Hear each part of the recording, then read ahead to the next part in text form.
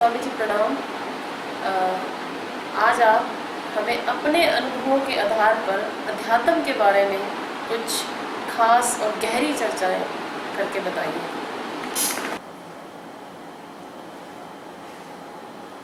बहुत समय से मैं ये चाहता था कि किन्हीं ऐसे पहलुओं को भी अध्यात्म छुए जो कि आज तक बात नहीं। आज जो बात मैं कहने जा रहा हूं वो अध्यात्म जगत में तो कम से कम किसी आध्यात्मिक व्यक्ति ने नहीं कही होगी, या अगर कही भी होगी तो उसको इस ढंग से कहा होगा कि लोगों को समझ में नहीं आया। इसके पीछे भी कोई आध्यात्मिक कारण हो सकता है। चलिए, इसके लिए मैं थोड़ा सा आपको अपने अनुभवों की तरफ ले चलता हूं, वहां से ये बात थोड़ी समझ में आएगी। सन 98 की बात है। उन दिनों में ध्यान के लिए पागल हुआ करता था। ये किन प्रकार वाली बात है कि किसी भी तरीके से मुझे बस ध्यान मिल जाए। मैं हर वक्त मेरी वो आंखें मीच के बैठना या किसी भी तरीके से मुझे वो प्लेजर को पकड़ने का एक प्रयास चलता रहता था। इसी दौरान की बात है, एक दिन मैं शाम को जल्द आके अपने रूम में जाके सो गया। मेरा रूम पहली मंजिल पे था। वो कमरा था जिसमें मैं रहा करता था। उस वक्त मेरी पत्नी मेरे साथ थी, 2 बच्चियां थी छोटी। 7 बजे वो अपने काम में बिजी थी और मैं ऊपर जाके लेटा हुआ। मेरे बेड पे जहां मैं लेटा करता था वहीं पे मैं साधारणतः लेट गया और लेट के मैंने शव आसन में ही एक प्रयोग अपने में ही शांत होने का शुरू कर दिया कि मैं शांत हूं, मैं शांत हूं। शांत होते होते स्थिति ये आई कि मैं बहुत गहरे कहीं चला गया। उसके बाद थोड़ी देर बाद मुझे प्यास जैसी फीलिंग आई। प्यास नहीं, फीलिंग प्यास जैसी। और मैंने अपने पास में मेरे राइट साइड में एक जगह हुआ करती थी जहां पे हम पानी रख देते थे। वो पानी रखा हुआ था तो वो इतनी दूरी पे था जितना हाथ बढ़ा और ले लो। और मैंने ऐसे करके हाथ बढ़ाया। जैसे ही मैंने हाथ बढ़ाया और गिलास को पकड़ा, मैंने देखा कि गिलास मेरी पकड़ में नहीं आया, लेकिन हाथ तो वहां तक गया। तो अचानक वो चीज मुझे चौंका गई और मैंने देखा कि मैं तो शांत लेटा हूं, मेरे हाथ तो यही। तो ये हाथ गया किसका था? और एकदम घबराहट के मारे मैं उठ के बैठ गया। जैसे ही उठ के मैं बैठा तो मैं बैठा तो उठ के, लेकिन साथ ही साथ में महसूस कर रहा हूं कि शरीर तो लेटा हुआ। तो मैं बैठा था उठ के, चेतना के तल पे मैं उठ के बैठा था, लेकिन मेरा शरीर जब मैं पीछे देख रहा था तो ऐसा लग रहा था कि सो रहा है ये इंसान। अब तो मैं घबरा गया। इस घटना के वक्त मैं एकदम घबराया और इतनी तेजी से घबराया कि मैं चीख पड़ा। चीखा तो आवाज तो निकली, मेरे मुंह से निकली, लेकिन क्योंकि उसके लिए टूल्स नहीं उपलब्ध था, शरीर से दूरी थी, इसलिए वो आवाज बाहर नहीं गूंजी। वो मेरे अंतस में ही तो गूंज के रह गई, लेकिन वो बाहर कहीं भी नहीं गई। वरना मेरी एक आवाज पे पत्नी भागी चली आती। मैं 2, 4, 6 आवाजें लगा डाली और किसी ने कुछ सुना नहीं। और मैं तो ऐसा जैसे कि मैं मर गया। ये मेरे साथ हुआ क्या है? क्योंकि ना ऐसा सुना था कहीं, ना ऐसा कभी किसी ने चर्चा की थी। फिर उसके बाद मैं बैठा रहा उसी अवस्था में। 5 मिनट बाद लगभग मेरी पत्नी आई। आने के बाद मेरी पत्नी ने दरवाजा खोला, लाइट जलाई।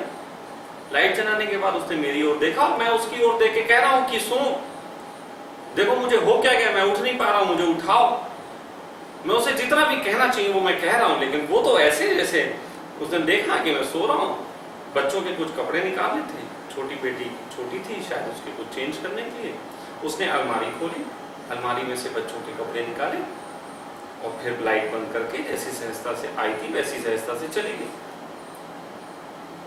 अब मैं कंपित, मैंने कहा लगता है आज मर गए, और मर गया हूं तो ऐसे ही लगभग मरते होंगे। क्या कर सकता हूं? चिल्ला के देख लिया, सब कुछ करके देख लिया, लेकिन उसके बाद फिर मेरे अंदर से आया कि अब मर ही गया तो स्वीकार कर। इतना तो सन्यासियों से सुनते थे कि मौत आएगी तो स्वीकार कर लेना है, तो अपनी मौत भी स्वीकार करो। इस स्वीकार की दृष्टि से मैंने फिर लेट गया। अब देखो, लेटा शरीर पहले है, मैं बैठा हूं, लेकिन जब मैंने लेटने का भाव किया तो मैं लेट भी रहा हूं बाकायदा, मैं वैसे ही लेटा जैसे कि शरीर लेटता है। और लेटने के बाद मैंने आंखें बंद कर दी। अब आंखें कौन सी बंद, लेकिन ये जैसे मैंने आंखें बंद की वैसे ही फिर अंधकार हो गया, और मैं बिल्कुल सहजता के साथ लेटा हुआ। और फिर मैंने अपने को शांत हो जाओ, वो अपने तरीके से कुछ प्रयोग थे वो मैं करता रहा अपने को शांत करने के, करते करते करते करते उसके बाद मैं कब शांत हो गया पता भी नहीं चला।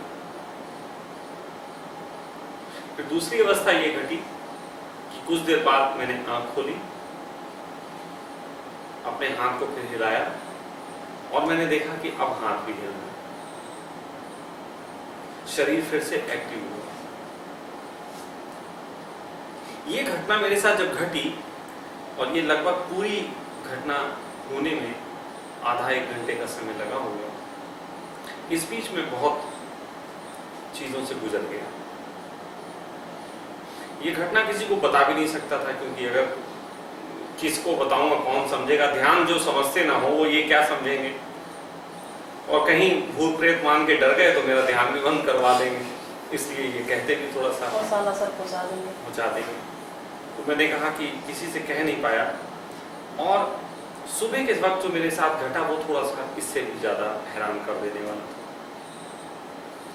मेरे साथ जो घटना घटी सुबह वो ये थी कि मैं अचानक लिखने बैठ गया।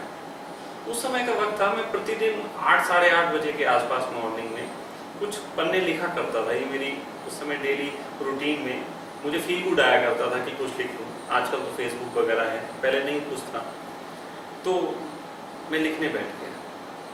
लेकिन उस दिन मैं लिख रहा था और मुझे लिखते वक्त नहीं मालूम था कि मैं लिख क्या रहा था, और मैं लिखता गया और लगभग 2-2.5 घंटे तक मैं लिखता रहा, और उसे लिखने में लगभग 15, 17, 20 पेज जो भी हो वो लगभग एक तैयार हुए।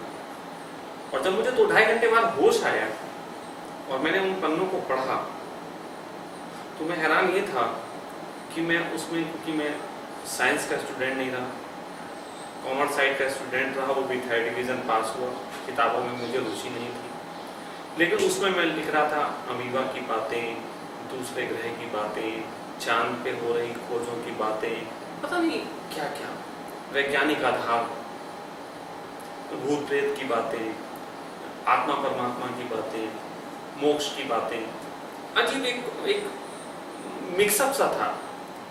उसमें सबसे ज्यादा हैरान कर देने वाली बात थी उड़न तश्तरी के बारे में बात।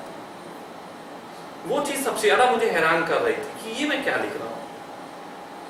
तो वो एक, मुझे ऐसा कह सकता हूं, अगर आज मैं कहूं कि मुझे जितनी भी नॉलेज उपलब्ध है वो उसी दिन हो गई थी। उसके बाद नॉलेज में बढ़ोतरी और घटोतरी कुछ भी नहीं हुई। अगर हुआ तो सिर्फ इतना हुआ कि जैसे एक श्लोक को अगर खोलो, उसकी हिंदी करो या उसके अर्थ खोजो तो पूरी किताब बन जाती है। उसी प्रकार वो 15-20 पन्नों का श्लोक था जिसे मैं आज भी खोल ही रहा हूं। जब जब मुझे कोई अच्छा प्रश्न मिल जाता है, कोई अच्छा प्रश्न करने वाला मिल जाता है, तो मेरे अंदर से वो चीजें और विस्तार रूप लेने लग जाती हैं। लेकिन है वही, उसके बाद कुछ नहीं हुआ। वो घटना नॉलेज के तल पे वहां से, लेकिन यहीं तक अगर कहानी होती तब भी रुका जा सकता है। फिर एक और घटना घटी। वो उड़न तश्तरी की बात पढ़ के मेरे अंदर से बेचैनी आई कि यार ये मैं लिख क्या रहा हूं। उड़न तश्तरी की बातें लिखने का क्या कंसेप्ट क्या है मेरे पास, मैं क्यों लिख रहा हूं, और धर्म के तहत। तो मेरे अंदर ऐसा है क्या, किसी की और भी किसी के साथ ऐसा हुआ। तो मैं अपने घर से अचानक बाहर निकल पड़ा। तो मेरे घर ऐसा है, गली में है, तो मैं वहां से बाहर निकला, मेन रोड पे आया, मेन रोड पे आके खड़ा हुआ और ऐसे खड़ा ही था इस विचार के साथ कि अचानक मेरी गर्दन ऐसे करके मुड़ गई, अपने आप एकदम जैसे किसी ने पकड़ के ऐसे मोड़ दी। और ऐसे जब मुड़ी तो सामने ही एक दुकान जो कि लगभग 200 मीटर की दूरी पे है, लेकिन हमारे यहाँ से स्पष्ट दिखती थी, शुभम करके एक लड़के की दुकान थी, शुभम पुस्तक भंडार करके, वो कॉमिक्स वगैरह किराए पे देता था, नॉवेल्स वगैरह। अचानक मेरे कदम उधर बढ़ने लगे और बढ़ते बढ़ते कदम उसकी दुकान पे पहुंच गए। वो लड़का मुझे जानता था। मैं जब वहां पहुंचा उसने कहा हाँ बताओ क्या। तो वहां भी अचानक ऐसे हुआ, मैंने कहा किताब चाहिए कोई, और ऐसे करके हाथ रखा, जिसपे हाथ रखा वो एक सत्य कथा थी। एक सत्य कथा किताब आती है आपने सुनी, वो सत्य कथा किताब थी। और वो मैंने उठाई और जैसे ही पन्ना खोला वैसे ही उस पे एक एप्पल वाइट करके एक व्यक्ति हुआ, उसके बारे में लिखा हुआ, और बस वो उस किताब को मैं अपने साथ घर ले आया। मैंने उससे कहा ये मैं लेके आया, और जब उसकी घटना पड़ी तो एप्पल वाइट एक व्यक्ति था, साधारण सा व्यक्ति। एक दिन अचानक उसके साथ एक घटना घटी थी कि वो अस्पताल में मर गया था। उसके मरे की घोषणा हो गई थी कि ये मर गया। फिर अचानक थोड़ी देर बाद वो उठ खड़ा हुआ, और उठने के बाद उसने कहा कि मेरा तो जीवन बदल गया। और वो अचानक उड़न तस्वीरों की बातें करने लगा, और उसने उड़न तस्वीरों के बारे में ऐसा कहा कि वही है भगवान, वही है सब कुछ, और वो आते हैं हमें लेने के लिए, कुछ इस प्रकार की बातें उसने कही। फिर उसकी बातों को सुनने के बाद उसके मानने वाले वर्ग खड़ा हुआ, और उसमें लगभग 38 लोग उसके पास जब थे, तो उसने उन सबको ऐसा समझाया कि ये जो पुच्छल तारा आ रहा है, अब इसके पीछे से वो आएंगे हम लोगों को लेने, तो जो लोग चलना चाहें वो चल सकते हैं। और 38 लोगों ने at the spot, at the time एक दिन इकट्ठे होके और सुसाइड कर लिया। बाकायदा सब लोग अपने ब्रीफ केस पैक करके ले गए थे, सामान आमान उसमें था, सब कुछ था, वो उसने सुसाइड कर लिया। उस घटना को पढ़ के मुझे ये लगा कि उसके साथ कुछ ऐसा हुआ था जैसा मुझसे थोड़ा सा मिलता जुलता था, लेकिन दृष्टिकोण में इतना अंतर था कि उसका दृष्टिकोण जो था वो एक पदार्थवादी रहा, क्योंकि वो पश्चिम में था। पश्चिम में आध्यात्मिक अनुभव भी जब होते हैं तो उसको वो पदार्थ के तौर पे व्यक्त करते हैं। लेकिन भारत देश इस मामले में थोड़ा अनूठा है। मुझे वो अनुभव हुए, लेकिन मेरी ऐसी कोई वो नहीं है ज्ञासा कि मैं लोगों को उड़न तस्वीर में बैठाल के कहीं ले जाना चाहूँ या उन्हें मारने की ओर अग्रसर करूँ। लेकिन उस घटना के बाद से मुझे इतना तो प्रतीत हुआ कि कुछ तो मेरे साथ ऐसा हुआ है जो सिर्फ मेरे साथ नहीं हुआ है, बहुत लोगों के साथ होता है। लेकिन उड़न तस्वीरों के बारे में जो मैं लिख रहा था वो बात थोड़ी अजीब थी। अगर उस बात को आप सब समझना चाहूं तो इस ढंग से मैं आपको समझा सकता हूं। हम सब बहुत तरीके की ऐसी धारणाओं से बंधे हुए हैं जिन धारणाओं के संबंध में आज भी हमारे पास सही में कोई उत्तर उपलब्ध नहीं है, और वो धारणा होकर रह गई। जैसे भगवान पृथ्वी पे आते थे, ब्रह्मा विष्णु महेश, जैसे कि देववाणी, कि देववाणी क्या होती है, संस्कृत है देववाणी, कि उर्दू है देववाणी, कि फारसी है देववाणी, कौन सी वाणी, ये सब रहस्य क्या है, ये क्या है मोक्ष का विज्ञान, या क्या है धर्म का लेना देना, ये सारे प्रश्नों के उत्तर मुझे उस चीज से मिल रहे थे।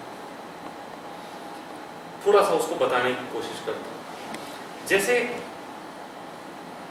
हम लोग थोड़ी देर के लिए यहाँ पे ये मान लें कि हम वैज्ञानिक दृष्टि से सोचना शुरू करेंगे, यहाँ पे आध्यात्मिक दृष्टि हटाएंगे।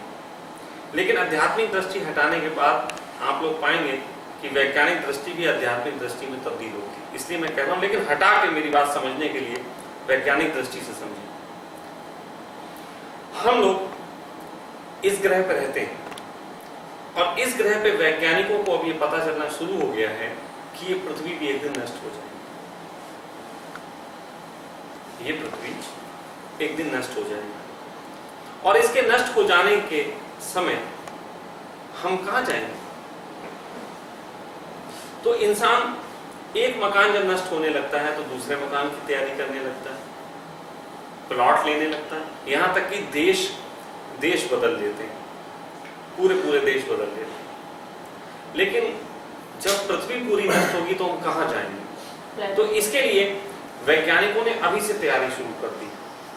अभी से वो ऐसे प्लैनेट की खोज में है जो कि पृथ्वी के तरीके का हो और बदला जा सके। अब मैं इसको ऐसे मान लेता हूं कि ये कहानी ऐसे समझो, वैज्ञानिक कहते हैं कि हमें एक पृथ्वी जैसे प्लैनेट के लिए एक कम से कम सूरज जैसे ग्रह की भी जरूरत है। लेकिन तारा सूरज जैसा हमें मिले, ये सबसे निकट का तारा अभी तक हम जो खोज पाए हैं वो यहां से 50 लाख प्रकाश वर्ष दूर, सॉरी 50 प्रकाश वर्ष, यानी कि एक रॉकेट अगर प्रकाश की गति से चले तो 50 साल बाद वहां पहुंच पाएगा प्रकाश की गति से। और अभी हमारे पास जो व्यवस्था सर्वोत्तम है वो ऐसी है कि बहुत तेज चलने वाला यान भी अगर बना लें तो 1 सेकंड में हम 10,000 किलोमीटर चल सकते हैं, जबकि हमें स्पीड चाहिए 1 सेकंड में 3,20,000 किलोमीटर। प्रकाश की गति 3,20,000 किलोमीटर प्रति सेकंड की होती है और अभी हमारे पास 10,000 किलोमीटर वाला है, यानी कि लगभग 32 गुना कम। इसको अगर गुणा करके देखें तो लगभग ऐसा होता है कि 50 साल में रॉकेट अगर पहले उस तक पहुंचता तो आज अगर हम अपने स्पीड से चलना शुरू करें तो हम लगभग जो है वो 800 साल बाद पहुंच पाए। अगर 800 साल बाद हम किसी प्लैनेट पे पहुंच भी जाते हैं तो यानी कि हम नहीं पहुंचेंगे, हमारे बच्चे और उनके बच्चे पहुंचेंगे, और इसकी व्यवस्था हो गई। अब ऐसे रॉकेट तैयार किए जा रहे हैं जिसमें लोगों को भेजा जाएगा, स्वस्थ जोड़ों को। उसी रॉकेट पे अनाज पैदा करने की भी तरकीबें होंगी, उसी पे ऑक्सीजन बनाने वाली मशीनें भी होंगी, उसी पे बच्चों को वो पृथ्वी की नॉलेज भी देंगे और वो भेजेंगे। अब ऐसा करते हैं कि हम यहां से एक रॉकेट अभी भेज देते हैं और वो रॉकेट चला गया। 800 साल बाद उन्हें किसी भी तरीके से एक पृथ्वी जैसा ग्रह मिल जाता है जहां पे पानी तो है, जहां पे जलवायु तो ऐसी है, लेकिन वहां पे कोई जीव जंतु नहीं, कोई भी जीव जंतु नहीं। तो अब वहां पे हम क्या करेंगे? 800 साल बाद अगर हम कहीं पे पहुंचेंगे, इसका मतलब है वहां से टेलीकम्युनिकेशन भी हमारा टूट गया होगा। तो वहां से अगर हम फिर वापिस आए तो फिर 800 साल चाहिए। तो क्या करेंगे? इसका भी फिर प्लान है। वहां पे हम यहां पे ले जाकर लोगों को वहां नहीं बसा सकते, हम इतने सारे लोगों को नहीं ले जा सकते। लेकिन अगर हम यहां से 10, 20, 50 लोगों को ले जाके वहां छोड़ दें तो क्या रेणु जी आप समझते हैं कि वहां पे हम सब कुछ तरक्की कर लेंगे? नई दुनिया बसा लेंगे। नहीं कर पाएंगे, क्योंकि जीने के लिए जो हमें बेसिक चीजें चाहिए वहां पे, जिसकी हमें आदत यहाँ पे है, वो वहां है नहीं। वनस्पति नहीं है वहां पे, पेड़ पौधे नहीं, वहां सिर्फ पानी है। अभी वहां पेड़ पौधे नहीं, सिर्फ पानी पाया गया है। संभावनाएं बाकी सब चीजों की है। तो ऐसी स्थिति में अगर हमें कोई ग्रह मिलेगा तो वहां पे हम एक काम कर सकते हैं, 1-2 शीशी अमीबा छोड़ देंगे। अमीबा जो हमारा एक कोशीय जीव है, हम वहां उसको डाल देंगे और वहां पे अमीबा डाल देंगे। अमीबा से अमीबा विस्तार लेने लग जाता है और डालने के बाद हम फिर वहां से वापस चले आएंगे, क्योंकि अभी पृथ्वी को खत्म होने में 60,000 करोड़ साल बाकी है। 60,000 करोड़ साल तो लंबा वक्त है। तो हम चले आएंगे और आके हमारे बच्चे 1600 साल बाद आके, तब तक और तरक्की हो गई होगी, वैज्ञानिक आधार पे हम सब लिख देंगे कि ऐसा ऐसा हम वहां होके आ गए, ये डाल दिया, और लगभग 1 लाख साल बाद यहाँ पे एक व्यवस्था बन जाएगी कि हम लोग जाके वहां पे रह सकें। फिर धीरे धीरे 1 लाख साल बीत जाते हैं। 1 लाख साल बाद फिर किसी को ख्याल आता है कि अब हम वहां पे जाएं।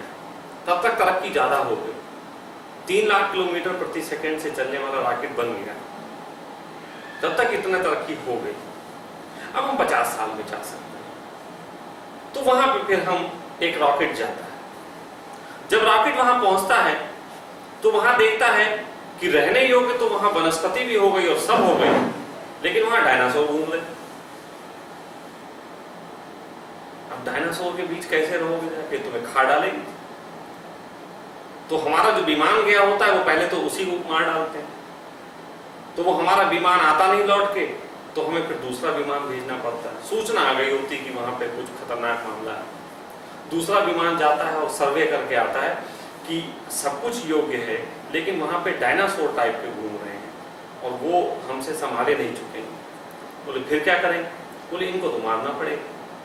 बोले इन सबको मारने के लिए अगर हम कोई गैस छोड़ते हैं तो वो गैस पूरे वातावरण को जहरीला कर देगी, तो क्या ऐसा कोई ढंग से मारा जाए जिससे ये मर जाए?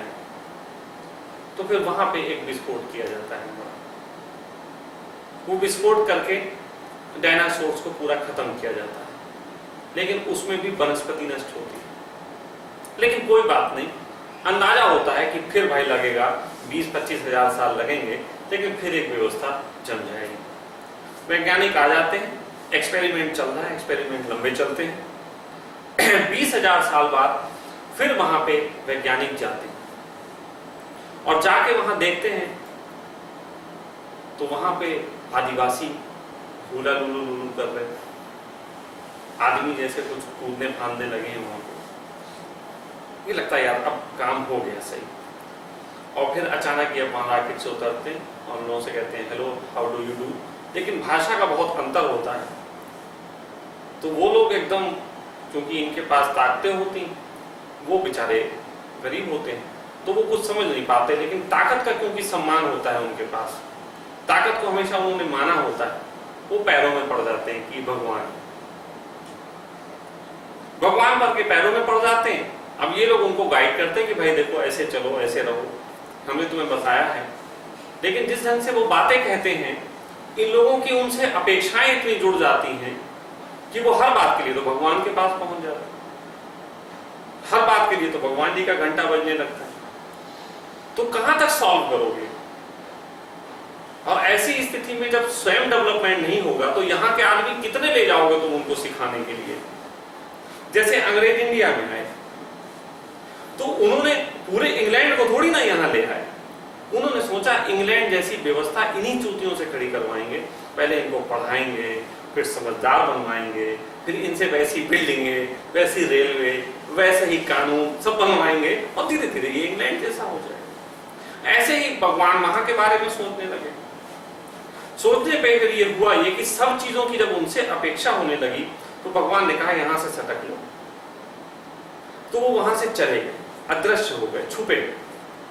लेकिन कुछ लोगों पे हमेशा उन्होंने ऐसी निगाह रखी जो इंटेलिजेंट हों, उन इंटेलिजेंट्स लोगों को अपनी नॉलेज दी जा सके और समय समय पे उन इंटेलिजेंट्स लोगों को अपनी नॉलेज देके, अपनी पावर्स देके, उनके माध्यम से बाकी लोगों को ऑपरेट करने का काम किया। ये आज भी जारी है। जो कहानी हम दूसरे ग्रह के बारे में सोच सकते हैं, हम ये क्यों नहीं सोचते कि हमारे पृथ्वी पे ऐसा ही कुछ हुआ था? ब्रह्मा विष्णु महेश तीनों अलग अलग डिफरेंट टाइप के दिखने वाले लोग, ये तीन अलग अलग एलियन प्रजातियां हो सकती। ये तीनों एलियन प्रजातियां हैं और ये जिस भाषा में बात कर रही थी वो हमारे लिए देववाणी थी। वो देववाणी थी क्योंकि डिफरेंट थी। उनके पास जो ताकतें थी वो भी ऐसी थी जो अपने समय से बहुत आगे थी। उस समय वैसी ताकतें नहीं पाई जाती थी, लेकिन उनके पास थी। और हमेशा ये भी कहा जाता है कि परमात्मा आते थे तो आकाश से आते थे। अभी भी ऊपर देखते हैं, अभी ऊपर देखते हैं। और एक चीज प्रकाश का भी बहुत लेना देना था, उड़न तस्वीरें आती वो भी प्रकाश से। तो ये बातें जो मैं उस समय आज से 16 साल 17 साल पहले कह रहा था, वो आज मैं देखता हूँ टीवी पे भी आ रहे हैं प्रोग्राम्स। हिस्ट्री चैनल पे आज की तारीख में आपके प्रोग्राम आ रहे हैं, एशियन एलियंस, अनसील्ड फाइल, जिसमें बिल्कुल ये वो बता रहे हैं कि ऐसा हो रहा है कि हमारे ग्रह पे हमारे राष्ट्रपतियों के साथ, हमारे जो खासतौर पे अमेरिका के राष्ट्रपति के साथ समझौते हो गए हैं एलियंस के, कि वो लोग अपनी टेक्नोलॉजी इन्हें देंगे और ये लोग अपने लोगों पे उनको एक्सपेरिमेंट करने देंगे और उसमें छेड़खानी नहीं करेंगे। लेकिन अगर वो आज हमारे सामने आके एकदम कह दें कि हम तुम्हारे मालिक हैं, तो आदमी इतना अहंकार से भर गया कि उन्हें स्वीकार नहीं करेगा, लड़ बैठेगा। ऐसी स्थिति में वो एक धीरे धीरे तैयारी चल रही है। मेरे को ऐसा दिख रहा है कि आने वाले समय में जो लोग स्वीकार कर पाएंगे उनको, वो तो जीवित रहेंगे, बाकी सब लोगों की हत्या कर दी जाएगी। हत्या करने का एक बहुत यूनिक तरीका है जो मुझे आजकल दिखाई दे रहा है कि जो लोग वो सोच रहे हैं, वो है जैविक वायरस। ऐसे हैं कि हम कमरे में बैठ के बना सकते हैं और हवा में छोड़ दें, एक खास प्रकार की प्रजाति खत्म हो जाएगी। लेकिन खास प्रकार की प्रजाति क्या है? जैसे मैं आपसे कहूं कि आपके दिमाग में क्या नॉनवेज खाने का विचार है, तो यदि आप नॉनवेज खाते हैं तो आपके शरीर में नॉनवेज को लेकर जिस प्रकार की रासायनिक प्रक्रिया होगी, वो एक अलग प्रकार के जैविक हथियार को सपोर्ट करती होगी।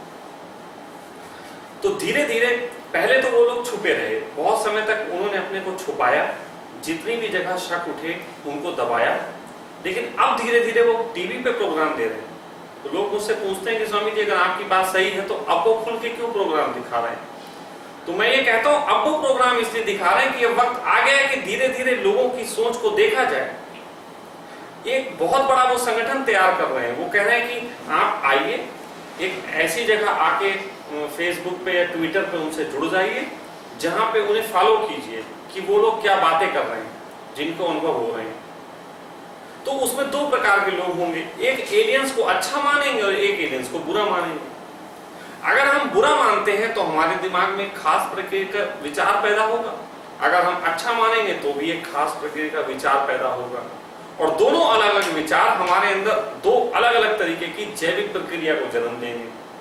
और एक दिन ऐसा हो सकता है कि जो विचार उनको राजी ना कर पा रहा हो, उसके खिलाफ एक वायरस बना के पूरी पृथ्वी के लोगों को खत्म कर दिया। तो तरंगों से भी कितनी बिल्कुल आसानी के साथ हो सकता है, ये लंबी चौड़ी इसमें बात नहीं है। कहा जाता है, लोग डार्विन ने अपनी खोज की और मैं उस खोज के विरोध में हूं। डार्विन कहता है कि बंदर ही बढ़ते बढ़ते इंसान हो गया। नहीं, कोई बंदर इंसान नहीं हो सकता। अगर बंदर इंसान हो गया होता तो ये जो बंदर घूम रहे हैं क्यों बच गए थे? इन्होंने कौन सी गलती कर दी थी? ये कौन सा कमिटमेंट तोड़ दिया था तो ये जो नहीं हुए? ये बंदर कोई नहीं हुए। हाँ, बंदरों के साथ कुछ छेड़खानी की गई, बंदरों के साथ प्रयोगशालाओं में कुछ प्रयोग किए गए और उनको चलने योग्य बना के मनुष्य तक लाया गया, ये तो मैं समझ सकता हूँ। अपने आप नहीं? हाँ, अपने आप नहीं हुए, ये हुए कोई एक प्रयोगशाला के तहत, जैसे आजकल कल्चर होता है, जैसे आजकल दो जीन्स तैयार किए जाते हैं अलग अलग जोड़ के, उसी तरीके से कहीं ना कहीं बंदरों की प्रजाति को ही इस योग्य बनाया गया, डेवलप करके मनुष्य हो सके। हम लोगों के अंदर भले ही हम बंदर से आए लक्षण दिखते हो, लेकिन वो बंदर बढ़ते बढ़ते इंसान हो गया, मैं नहीं मानने को तैयार। फिर मनुष्य ने उससे आगे की भी खोजें नहीं की, लेकिन मनुष्य धीरे धीरे धीरे धीरे, आप गौर करो, पूरा मशीन होता जा रहा है, पूरा मशीन होता जा रहा है।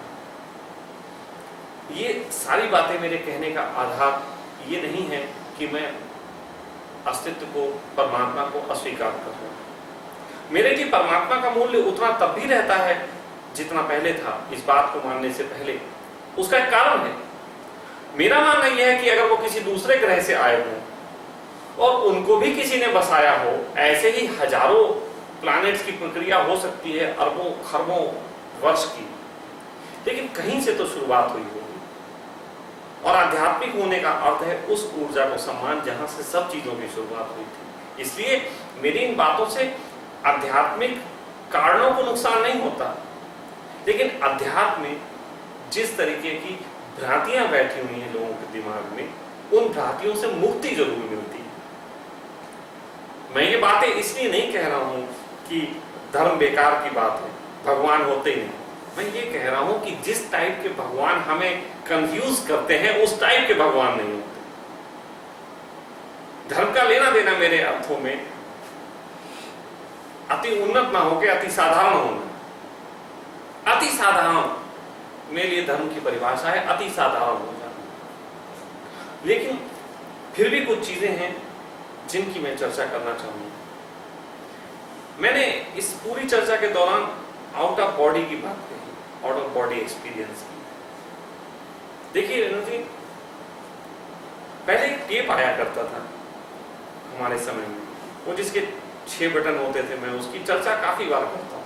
वैसे मुझे लेटा हाँ, वो लेटा हुआ होता था, 6 बटन होते थे, उसमें एक लाल बटन होता था, है ना।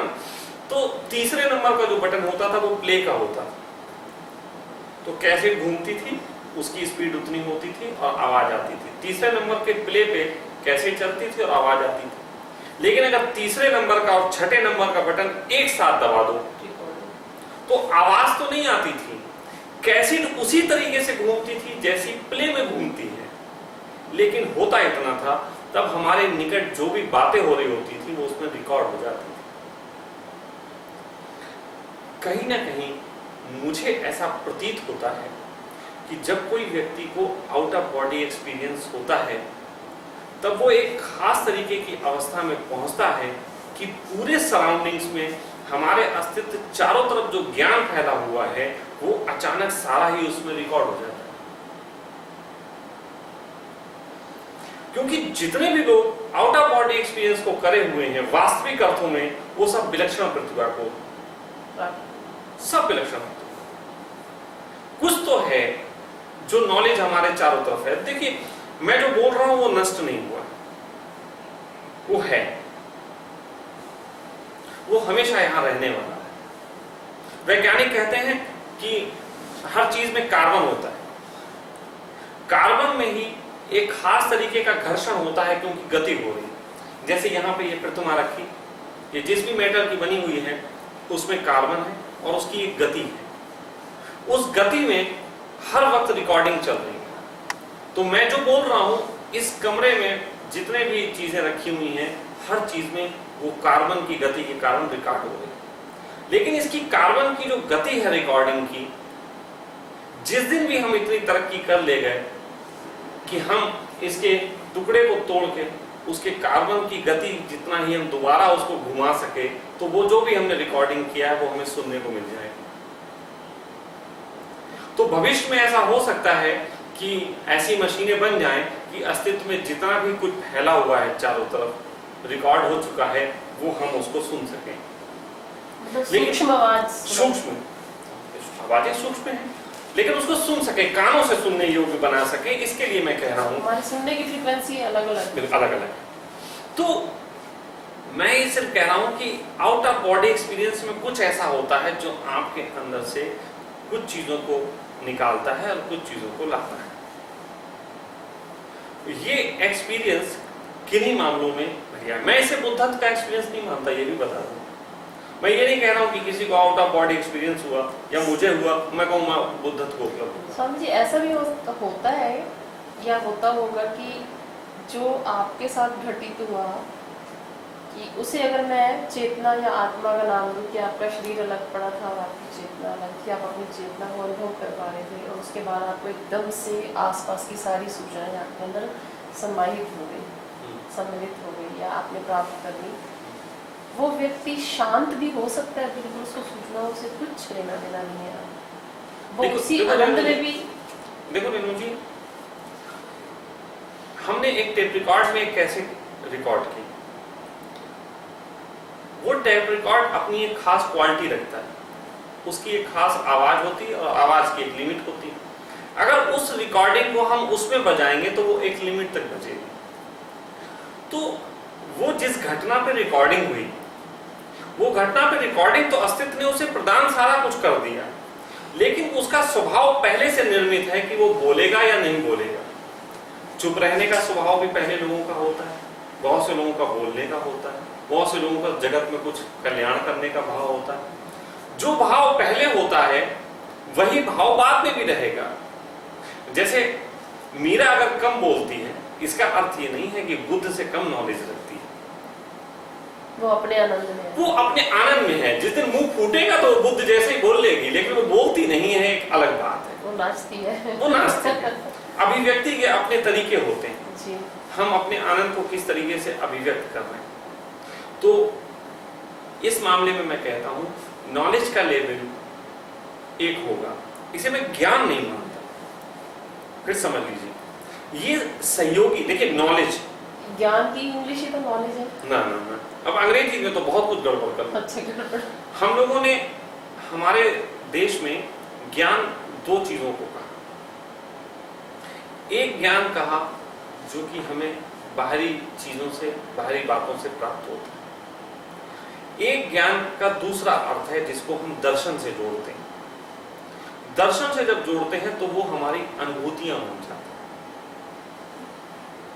जैसे मैं कितना भी नॉलेज रखूं, ये मेरा ज्ञानी होना तो कहला सकता है, लेकिन मैं सही अर्थों में दर्शन को उपलब्ध होने वाला ज्ञानी हूं और एक सन्यासी जैसी मेरी प्रतीति है, वो तब पता लगती है जब मैं ये पानी उठा के शांति के साथ पी के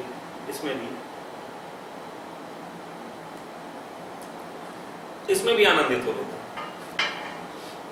अगर यहाँ पे मैं इसे उठाऊं, वो कहूँ ये केमिकली चेंज है, जिसमें क्या क्या होगा, पीने के कितने फायदे होंगे, कितने नुकसान होंगे, गणित लगाने लग जाऊं, तो ये गणित हमारा इसको उस आनंद को पैदा नहीं होने देता जो कि हमें सीधे सीधे प्यास को पानी दे देने से आता था।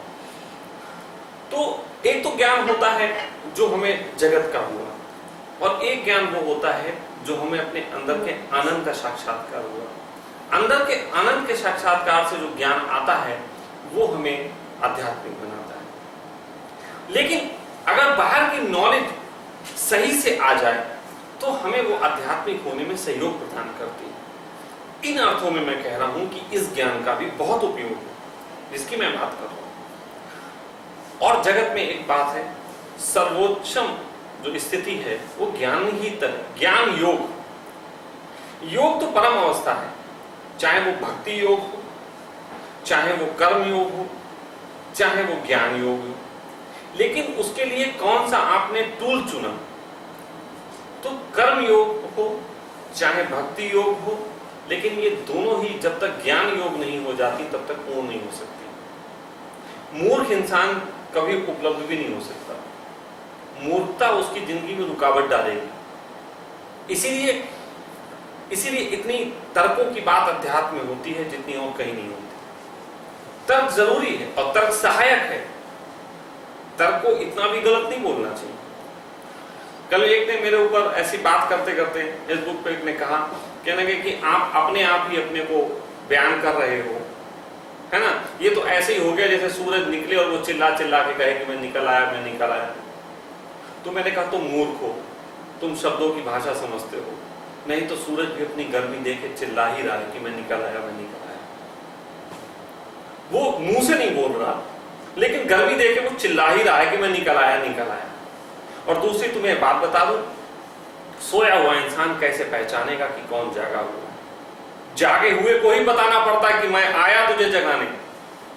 अर्जुन को कृष्ण ही कहते हैं कि अर्जुन मैं हूं वो। तो जैसे संत का जीवन होता है 3D पिक्चर की तरह होता है। सामान्य पिक्चर तो तुम कैसे भी देख लो, लेकिन 3D पिक्चर देखने के लिए खास तरीके का चश्मा चाहिए होता है। तो पहले ओशो थे, वो अगर पहले दिन जब प्रवचन देने गए तो ओशो की किसी ने नहीं सुनी। पहले ओशो राम के ऊपर बोलते थे, जीसस के ऊपर बोलते थे गिरजाघरों में जाके, कृष्ण के ऊपर बोले कितने सालों तक। और जब बहुत लोग उनको सुनने लगे तब उन्होंने धीरे धीरे चश्मा चढ़ाया कि बुद्ध पुरुष ऐसे होते हैं। जब वो चश्मा सबने पहन लिया और फिर किसी ने प्रश्न किया होगा, भगवान जैसे आप कृष्ण और बुद्ध और महावीर की बात करते हैं, क्या ऐसा असल में भी कोई होता है? तो सुन कहा मैं हूं ना, देखो वो तुम्हें मैंने समझाया है, वो तुम इंप्लीमेंट करके देखो, सारा मेरे ऊपर आता है कि नहीं आता है। तो बुद्ध पुरुष पहले तो तुम्हें उनकी जो 3D फिल्म है उसको देखने का चश्मा देंगे, बाद में तो तुम देख पाओगे नहीं, तुम पहचानोगे कैसे? सोया हुआ आदमी जागे हुए आदमी को पहचानेगा कैसे? सूरज भी निकला हो तो सोया हुआ आदमी को जगाने के लिए वो आके हिलाएगा, गर्मी से हिलाएगा कि गर्मी लग रही है, उठ भाई मैं आगे, लेकिन हिलाएगा तो। या वो सोते हुए आदमी को सपना आता है कि सूरज निकल आए, ऐसा तो नहीं होता। तो इसीलिए मैंने कहा कि तर्कों का उपयोग है, और तर्कों के लिए जाने के लिए सबसे सहज अवस्था जिसको मैं बात करता हूं कि अगर सही ढंग में ज्ञानी होना है तो आउट ऑफ बॉडी एक्सपीरियंस को उपलब्ध होना पड़ेगा। आउट ऑफ बॉडी एक्सपीरियंस जब तक ना हो तब तक कोई भी अर्थों में, सही अर्थों में धार्मिक नहीं हो सकता। लेकिन आउट ऑफ बॉडी एक्सपीरियंस दो तरीके से होते हैं। एक तो जो मैंने बताया वो जैसे होता है वो एक लंबी प्रक्रिया के तहत बात है, जो मित्र समझना चाहेंगे उनसे मैं बात भी करूंगा। लेकिन वैसे जो है बुद्ध ने पुनर्जन्म में जाने वाले को भी आउट ऑफ बॉडी एक्सपीरियंस के दर्जे दिए। बुद्ध ने यह भी कहा कि अगर आपको पूर्व जन्मों की याद जग जाती, आप पिछले के जन्मों को जान पाते, तो भी आपको बहुत हद तक ऐसी अवस्था होगी। लेकिन आजकल आपने एक प्रोग्राम देखा होगा, वो एक बीच में आया करता था कि जिसमें पिछले जन्म में ले जाते थे वो लोगों के कुछ नाम, हाँ नाम मुझे नहीं याद आ रहा, सम्मोहन करके। वो असल में पिछले जन्म को ले जाना नहीं, वो एक सम्मोहन का धोखा है जिससे लोगों को अनुभूतियां ऐसी होती हैं। जो पिछले जन्म में सही अर्थों में जा पाता है, उसका इस जीवन से जो वो जी रहा है, जिस परिवार में जी रहा है, उससे मोह भंग होने लगता है, उससे मोह भंग हो ही जाएगा। मैं ये जान लूं कि पिछले जन्म में मैं कुछ और था, तो इस जन्म में भी मैं कहां फिर टिक पाऊंगा, क्योंकि मुझे प्रतीति है कि ये भी एक दिन नहीं रहेगा। बहुत गहरे में अनुभव जब हो जाता है तो जुड़ाव नहीं रह पाता। तो ऐसी स्थिति में मेरा ये मानना है कि आउट ऑफ बॉडी एक्सपीरियंस और पिछले जन्म की याददाश्त दोनों समान रूप से काम करते हैं।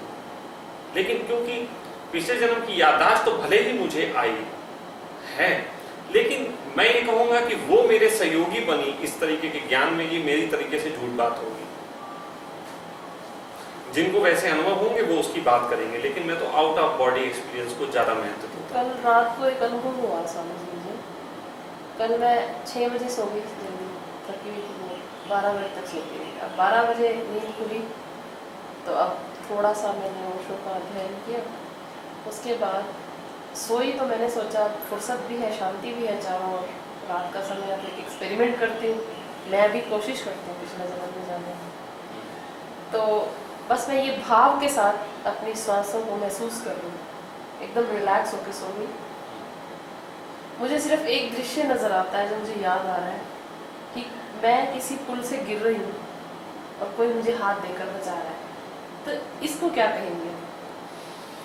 देखिए रेणु जी, एक चीज कहूंगा, विचार जो हैं हमारी हर चीज को गति प्रदान करते हैं।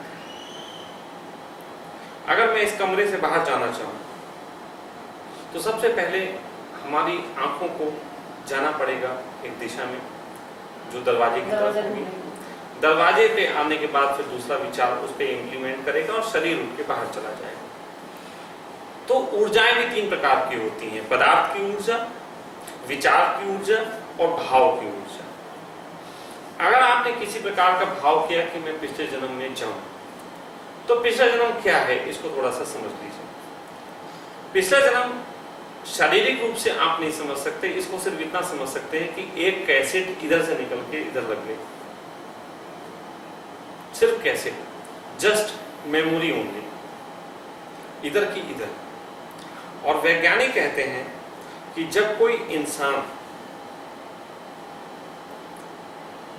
नशा करता है, हेरोइन का या किसी चीज का, खास तौर पे हेरोइन के नशे के संबंध में बात आई थी, एलएसडी के संबंध में, कि जब कोई व्यक्ति एलएसडी का नशा करता है तो उसके मस्तिष्क का सबसे पुराना हिस्सा सक्रिय हो जाता है, मस्तिष्क का सबसे पुराना हिस्सा। अब आप पदार्थ हो, आप पदार्थ नए नहीं हो। इस जगत का वैज्ञानिक मानते हैं कि एक एक एटम जिस भी अवस्था से गुजरा है उस सब का अंश आपके अंदर है। ये पानी जो है, अगर मैं जो पी रहा हूं, ये पानी पूरे अस्तित्व का निचोड़ लेके इसमें बैठा हुआ है। तो हर चीज हर जगह समाहित है। तो सबसे पुराना हिस्सा आपके मस्तिष्क का, मैं कह सकता हूं कि इलेक्ट्रॉन, प्रोटॉन, न्यूट्रॉन के तल पे होगा। आपके मस्तिष्क में सबसे पुरानी नॉलेज जो सबसे पहली है वो इलेक्ट्रॉन, प्रोटॉन, न्यूट्रॉन। तो वो सीधे इतनी गहरी ड्रिलिंग कर देता है आपके मस्तिष्क की कि इलेक्ट्रॉन, प्रोटॉन, न्यूट्रॉन के तल पे जाके आप एक्टिव हो जाते हो। अब सोचो, आपके मस्तिष्क में इलेक्ट्रॉन, प्रोटॉन, न्यूट्रॉन का अनुभव आ गया, तो आप कहाँ हो? आप तो बस बह रहे हो, पूरे अस्तित्व में बह रहे हो। और जब आप ये बह रहे हो तो आप सोचो कितना प्लेजर है, क्योंकि तब ना बीवी बच्चों की चिंता, तब ना समाज था, ना हिंदू मुसलमान था, इवन कि सेक्स भी नहीं आया था। तब तो बस कुछ गति चल रही थी। तो सबसे पुराना अनुभव, इसका अर्थ यह भी है कि अगर सबसे पुराना अनुभव इलेक्ट्रॉन, प्रोटॉन, न्यूट्रॉन का आपके मस्तिष्क में है, तो बीच के जन्मों में आप जहां रहे हो वो भी जानकारी आपके मस्तिष्क में होगी और होती है। उसको मैं दूसरे ढंग से थोड़ा समझाने की कोशिश कर रहा हूं।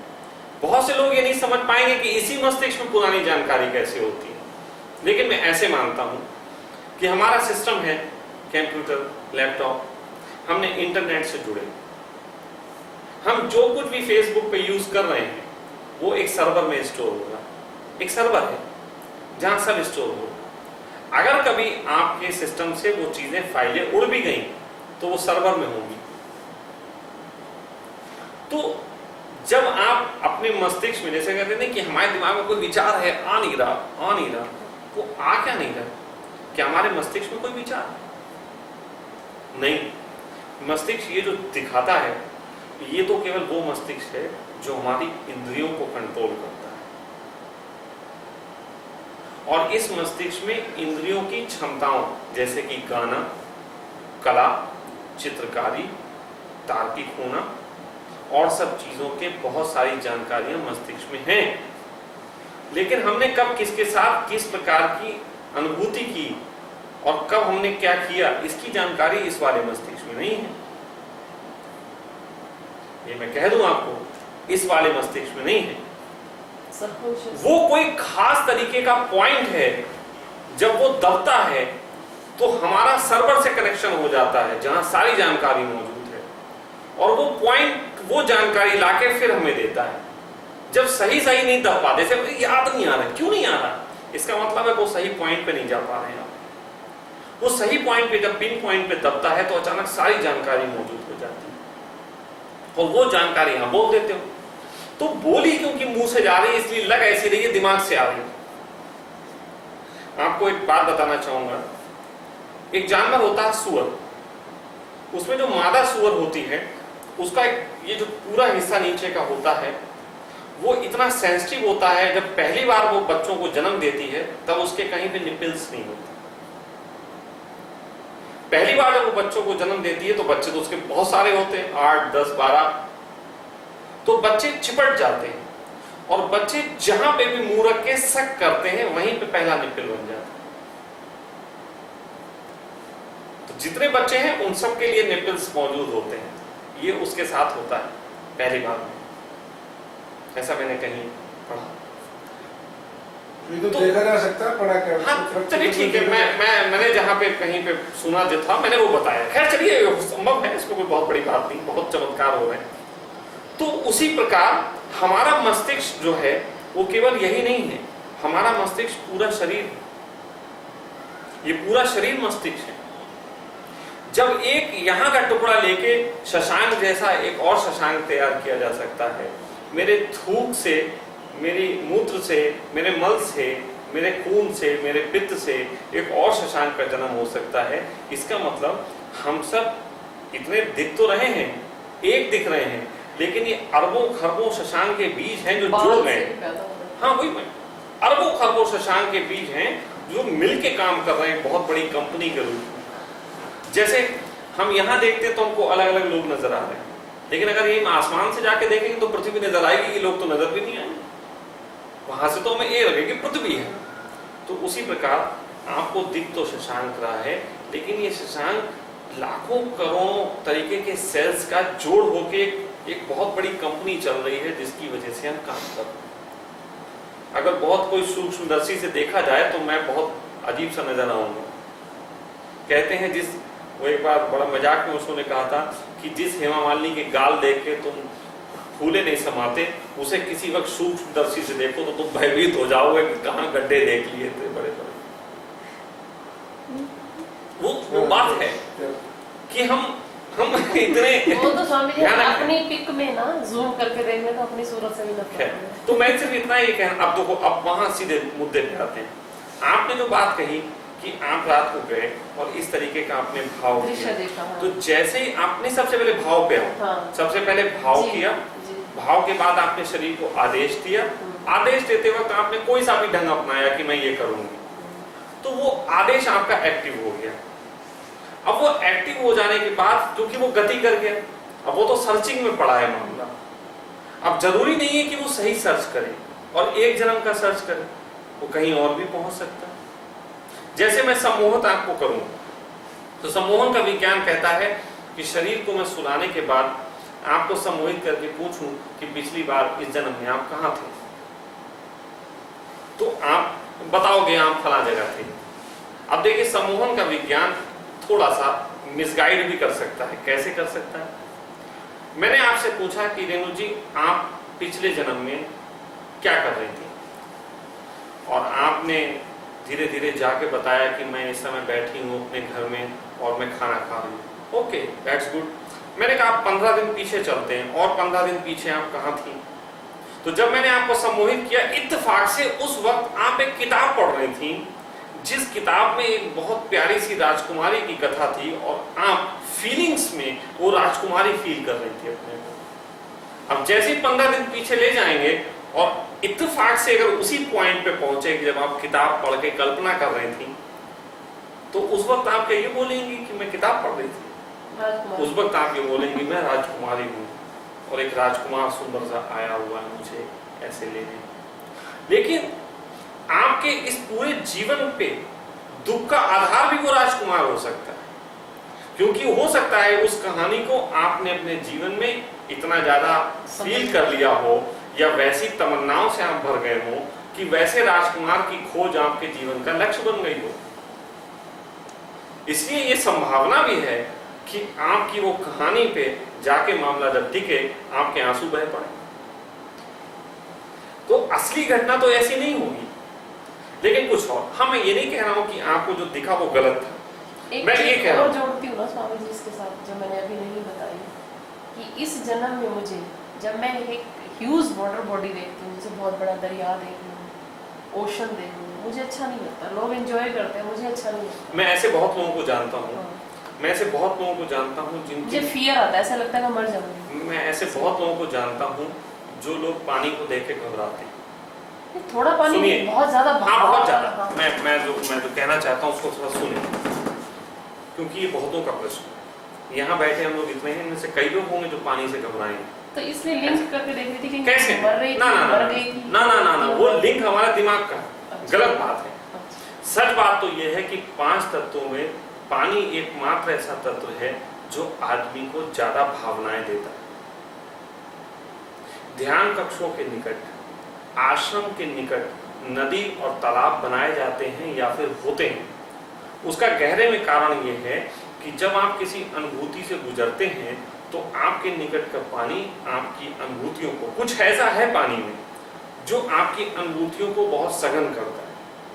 प्रेमी नदियों के पास बैठना पसंद करते हैं, कुछ पानी से उनका है लेना देना, और हमारे शरीर में भी बहुत बड़ा परसेंटेज पानी का है। 80%। तो कहीं ना कहीं मेरा ऐसा मानना है कि जो लोग पिछले जन्मों में इमोशनली हर्ट हुए होते हैं, इमोशनली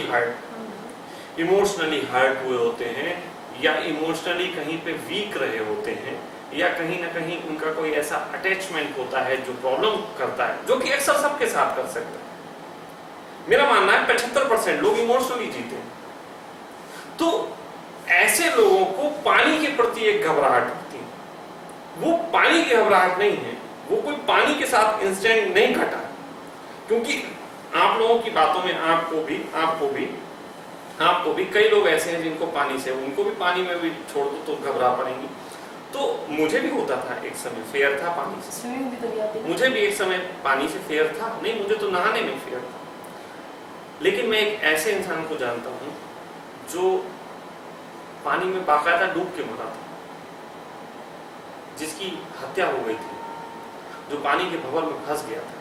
लेकिन वो पानी से भयभीत नहीं होता, बल्कि वो जहां जिस जगह मरा था वो जगह उसको खींचती थी बार बार कि मेरे पास हाँ। और वो उसको मालूम नहीं था कि वो मरा था। वो तो जब यहाँ आया मेरे पास और उन्होंने वो प्रयोग किए, ध्यान प्रयोग जो मैं करवाता हूँ योग निद्रा के, उसके बाद उनकी वो मेमोरी खुलनी शुरू हुई और धीरे धीरे उन्हें पता लग गया कि कौन सी जगह जो मुझे बार बार आकर्षित करती थी, गंगा नदी बार बार बुलाती थी, वहां पे उनको बाकायदा वो और उनके संग में जो डेथ हुई थी, दोनों की एक ही दिन स्मृतियां खुली, एक ही दिन दोनों को पता लगा कि हम वहां पे डेथ हुए थे। तो उनको कोई फेयर नहीं था, उनको आकर्षण था। आपको गजब की बात बता दूं कि मृत्यु के प्रति जो हमारी पिछले जन्म में मृत्यु का कारण हुई होती हैं, वो हमें डरा तो सकती हैं, लेकिन डराने के साथ साथ आकर्षित भी करेंगी।